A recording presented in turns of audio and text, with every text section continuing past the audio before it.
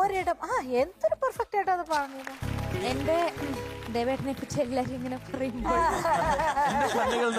നിനക്ക് ഞാനൊരു പാരയാണെങ്കിലും അല്ല നിനക്ക് ഞാനൊരു പാരയാണെങ്കിലും എനിക്ക് നീ എന്റെ ജീവനാണ്.